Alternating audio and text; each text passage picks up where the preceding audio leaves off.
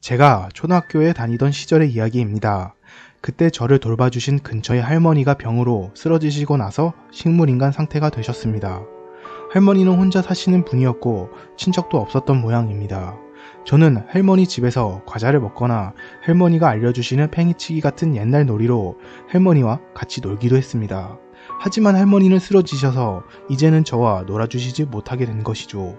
저는 할머니가 나으셔서 다시 저랑 놀아주기를 바라는 마음에 매일매일 할머니의 병문안을 갔습니다. 그렇지만 2개월 정도 지나도 할머니의 상태는 변하지 않았습니다. 어느 날 평소처럼 병문안에 갔습니다. 그런데 할머니가 잠든 채 눈만 뜨고 뭔가 중얼거리기 시작하셨습니다. 저는 "왜 그래?" 라고 물어보았습니다.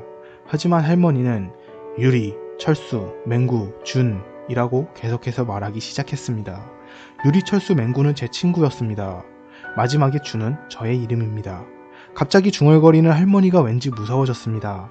저는 할머니가 왜 무서워진 건지는 모르겠지만 할머니의 말은 들으면 안 될 것이었고 그런 말을 들은 기분이 되었습니다.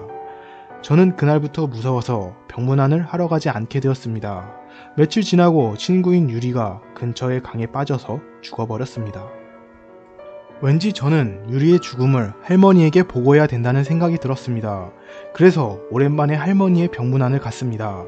가보니 의사 선생님이 왔다가 돌아가시는 길이었습니다. 저는 의사 선생님이 가는 걸 기다리고 할머니를 만났습니다. 할머니는 아직도 중얼거리고 있었습니다. 근데 왠지 위화감이 들어서 귀를 집중하니 철수, 맹구, 준, 유리가 없어. 저는 섬뜩함을 느꼈습니다. 할머니에게 어떻게 유리가 죽은 걸 알고 있는 거야? 라고 물어도 할머니는 철수, 맹구, 준이라고 중얼거릴 뿐이었습니다. 왠지 기분이 나빠진 저는 재빠르게 집으로 돌아갔습니다. 하지만 조금 지나니 신경이 쓰이기 시작했습니다. 그래서 한 번 더 할머니의 병문안을 가봤습니다. 이번에 할머니는 맹구, 준이라고 중얼거리기 시작하셨습니다. 거기에 나는 철수는? 라고 할머니에게 물으니 할머니는 몰라 라고 대답하셨습니다. 어차피 맹구, 준이라고 대답할 거라 예상한 나는 그 대답에 꽤 놀랐습니다. 집에 도착하니 엄마가 당황하면서 저에게 말했습니다. 철수가 죽은 것 같아. 엄마는 내일 장례식에 다녀올 건데 같이 갈래?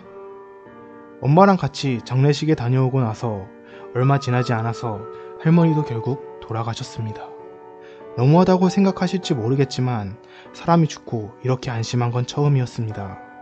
현재 맹구와 전 건강합니다.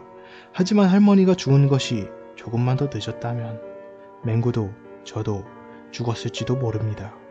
단순히 우연일지도 모르지만 내가 경험한 가장 무서운 일입니다.